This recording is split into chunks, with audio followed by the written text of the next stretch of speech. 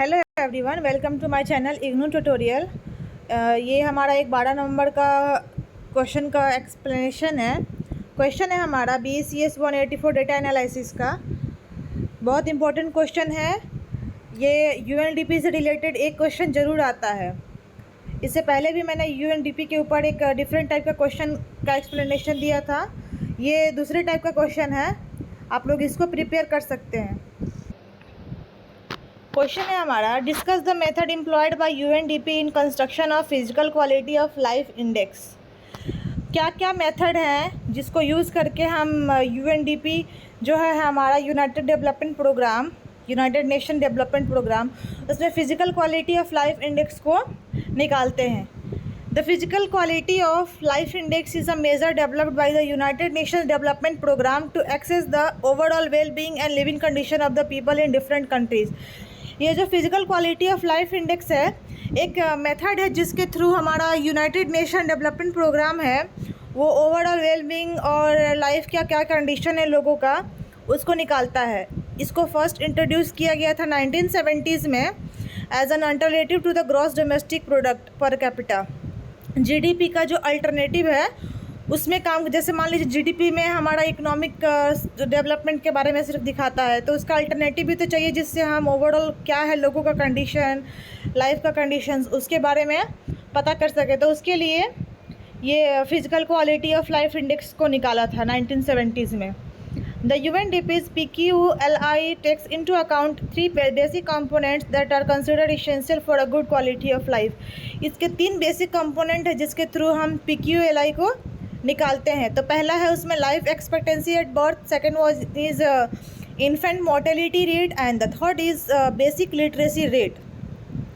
इसके थ्रू ही हम PQLI को निकालते हैं। By combining these 3 indicators, the PQLI aims to provide a more comprehensive assessment of human development and well-being beyond purely economic factors। Economic factors से beyond हम लोगों के ह्यूमन डेवलपमेंट और वेल-बीइंग के बारे में एक एग्जैक्ट जो होता है एम निकालते हैं इस PQLI के 3 कंपोनेंट्स के through. These are the 3 indicators. First one is life expectancy at birth. This indicator measures the average number of years a newborn is expected to live। जैसे जन्म के समय क्या होता है, बहुत सारे ऐसे बच्चे होते हैं जो मर जाते हैं, तो कितने बच्चे मरते हैं एवरेज ईयरली, उसको निकालने के लिए हम लाइफ एक्सपेक्टेंसी एट बर्थ सर्वे का यूज़ करते हैं, reflecting the overall health and health care services available in a country. Longer life expectancy indicates better access to healthcare, nutrition and higher quality of life।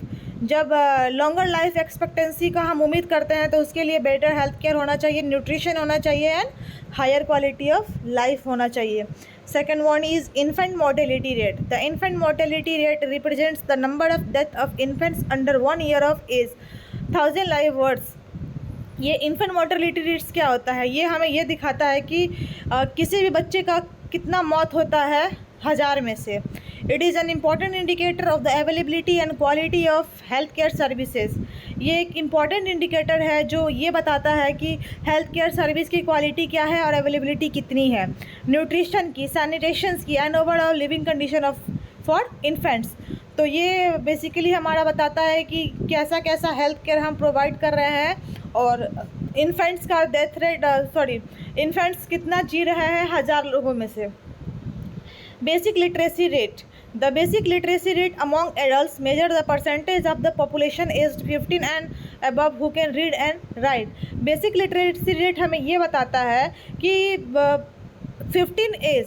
15 साल की उम्र तक कितने ऐसे adults हैं जो लिखना पढ़ना जानते हैं।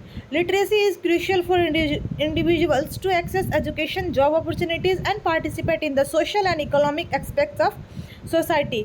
किसी भी ह्यूमन बीइंग को पढ़ना बहुत ज़रूरी है और ये लिटरेसी रेट ही बताता है कि कितना एजुकेशन प्रोवाइड किया जा रहा है at the age of 15। Job opportunities हमें मिल सकती है उसके थ्रू, हम अगर हम पढ़ेंगे तो, एंड हम बहुत सारे सोशल एंड इकोनॉमिक चीज़ों में पार्टिसिपेट कर पाएंगे और हम अपनी सोसाइटी को हेल्प कर पाएंगे।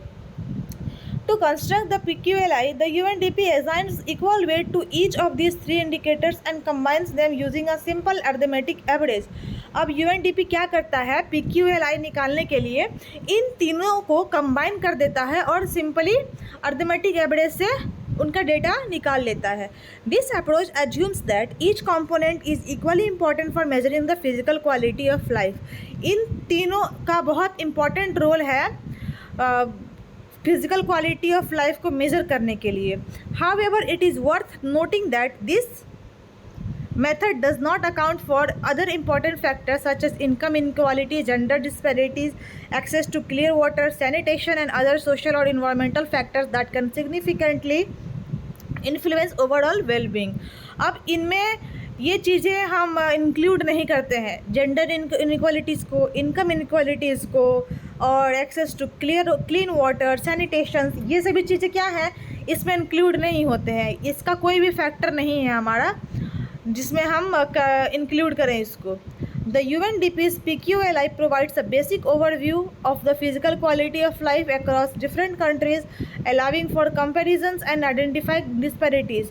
अब इसको निकालने के लिए एक और भी अल्टरनेटिव UNDP's ने निकाला है जिसके थ्रू हम जेंडर इनक्वालिटीज़ को, इनकम इनइक्वालिटीज़ को डिफरेंट कंट्रीज़ में निकालते हैं.